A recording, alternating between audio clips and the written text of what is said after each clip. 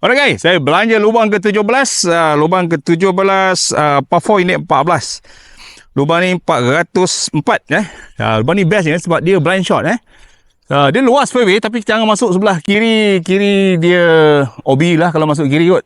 OB ke hazard Alright, jadi kita akan main sebelah kanan Sebelah kanan nampak ada kuari tu, ada satu pokok berjambul, satu kecil tu. Itulah target saya. So, bola akan turun ke kiri nanti kalau dia landing area slope. So, first kita nak target bola kita ke kanan fairway Come on, Lid. One good shot. Mana-mana satu. Baik, satu Lid. One good shot.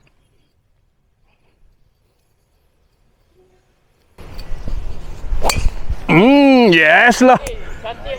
Kanan dan juga draw. Wow. Alright. Alright guys, saya sedang menuruni cerun. Ini bola kita. Bola saya melurut ke bawah.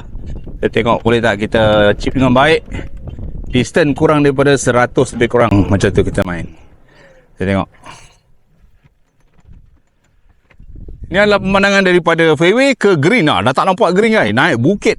Naik bukit nampak awan saja Kita tengok second shot saya. Kalau tadi saya ambil kanan, dia drop kanan. So dia akan turun balik ke kiri. Tu sebab saya ambil kanan tadi. So distance lebih kurang 100. Tapi bind down slope saya rasa main 80. Okey.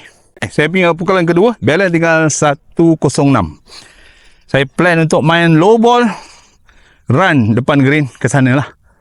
Sebab ni susah sikit nak buat pukulan float ke atas. Sebab dia condong Jadi yang penting kalau condong ni saya nak control dia punya direction je lebih penting.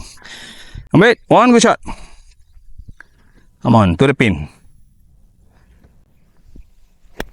Come on. Zap.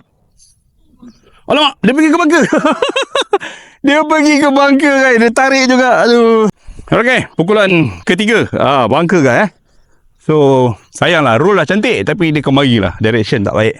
Perancangannya tidak ditunaikan. Apakan daya kan? Kita merancang. Tapi dia jadi sebaliknya. Kita try. Untuk dapatkan one chip, one putt, bunker shot saya cuba lambung sebaik mungkin, sehampir mungkin dengan pin untuk mendapatkan par Come on, Lid. One good shot. One good shot. Mana-mana satu. Bunker sini okey, sedap, lembut, tak ada masalah. Come on, Lid. One good shot. Yeah, come on. Roll lagi. Jauh sikit lagi. Alright guys. Papat saya dengan jarak lebih kurang 12 kaki. Kita tengok boleh tak saya masukkan juga apa. Kita try uphill putt. Saya rasa dia turun sikit ke kanan. Saya ambil kiri luar saja. Complete. One good putt. Masuk satu Come on. One good putt. Square putt. Alright. One good putt. Banyak turun, banyak kiri. Dia kembang. Bugi okey lah. Alright lah. Bugi. Sudah nasib. Apa nak buat? Tee off jauh-jauh. Dapat bugi. Jangan kecewa.